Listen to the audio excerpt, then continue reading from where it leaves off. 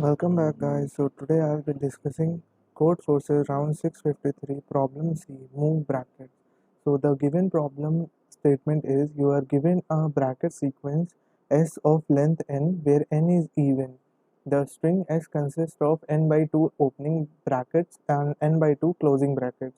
In one move we can choose exactly one bracket and move it to the beginning of the string or to the end of the string. So we need to find the minimum number of moves required to obtain regular bracket sequence from the given string S.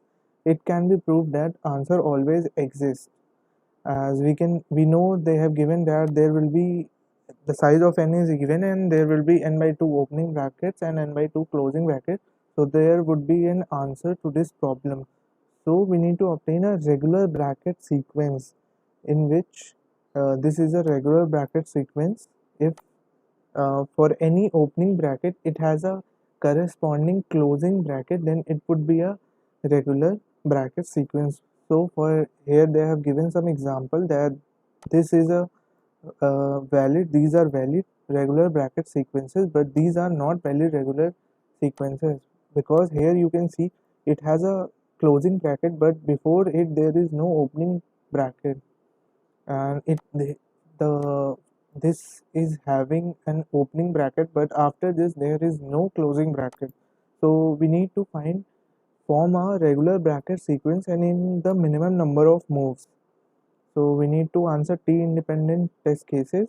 The input is t given the number of test cases and the length of s, and the next line will be containing the string s.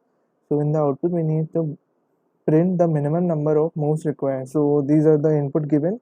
So for the first input the output is 1 because it says that we need to move the first bracket to the end of the screen. If we move this closing bracket at the end, then this will be a regular bracket sequence. So the minimum number of moves taken here is 1. For the second it is already a regular bracket sequence, so it would be 0. For the third, 1, because we can see here it is a closing bracket and the opening bracket is at the last. So either move this opening bracket at the first or move this closing bracket at the last. So let's move forward and look at some custom test cases. So this was given in the normal test case. So we will be traversing this, and when we are present at this position we will be having two variables s1 which will be representing 0, or we can say s which is currently 0. This indicates how many opening brackets we have encountered so far. So when we are at this position we haven't encountered any opening bracket and we have found a closing bracket. So add this to our answer. Add this number to our answer. Initially the answer was 0. Adding it to the answer would make our answer 1. Now we are at this bracket. So what we'll do is we'll increment it in s and move ahead the pointer. Now it's the end of the string, so at the end we'll print this 1. Now let's look at the second test case. So starting s is 0 and the answer is also 0.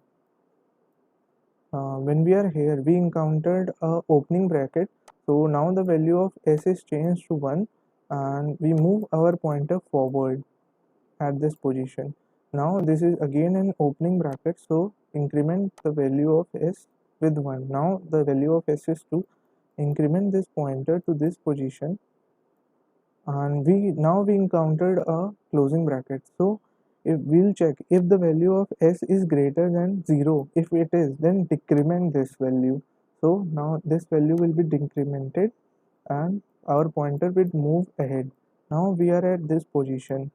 So at this position we'll look if the value of s is greater than 0. It is, then decrement it by 1. So now it becomes 0 and move this pointer ahead.